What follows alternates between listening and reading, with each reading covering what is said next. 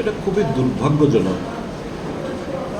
এই ত্রিপুরা বিধানসভা, পবিত্র বিধানসভা এরকমভাবে কলুষিত হতে আগে কখনো দেখিনি।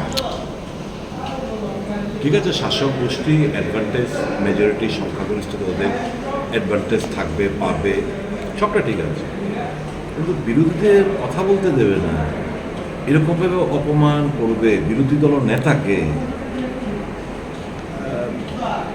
এবং সমস্ত কিছু নর্মস, তার ডিগনিটি, সমস্ত কিছু অপেক্ষা করে, মানে গায়ের জোরে তো বলবো না, অর্থের গরমের জোরে এটা যা খুশি তা করে বেড়াচ্ছে। এবং এটা কষ্ট হয়ে বলতে, লজ্জা হয়ে বলতে, স্পিকারের চেয়ারের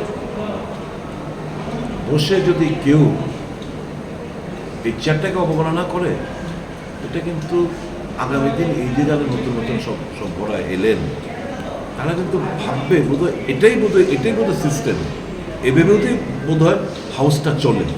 কিন্তু এটা তো আমাদের নিয়ম, যে rules and procedure, conduct of বিজনেসের সম্পূর্ণ বহির্ভূতভাবে এই বিধানসভা বর্তমানে চলছে। খুবই দুঃখ হয়, পীড়া হয়। এবং এই যে প্রধান বিরোধী দল সিপিএম দল, বামপন্থী দল আজকে সিদ্ধান্ত শুনলাম আপনাদের মুখে, ওনারা সিদ্ধান্ত নিয়েছেন বাকি সেশন ওনারা বয়কট করবেন, অনুপস্থিত থাকবেন। এটা তো সরকারের কাছে সরকার লজ্জা।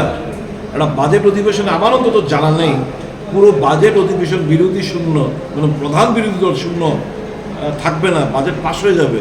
এটা তো সরকারের ডিসক্রেডিট।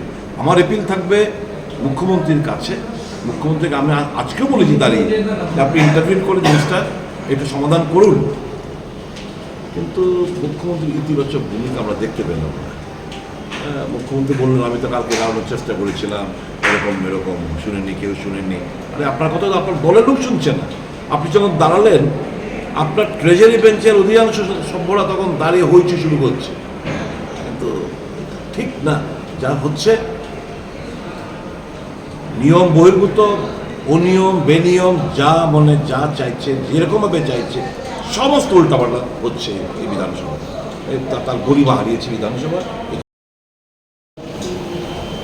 একসময় নির্বাচন লড়াই করেছি, মানে বিধানসভা আমরা সরকারকে প্রত্যাশা করতে মাঝে মধ্যে আমরা এক অমনিষিত হলে জনসাধারণের জড়িত ঈশ্বর নিশ্চয়ই আমরা আমাদের সঙ্গে আওয়াজ মিলাই। কিন্তু হাউস বয়কট করার ওনাদের সিদ্ধান্ত, এটা আমরা আমাদের দলের তরফ থেকে সে সিদ্ধান্ত আমরা আলাদা আমাদের দলের স্ট্যান্ড।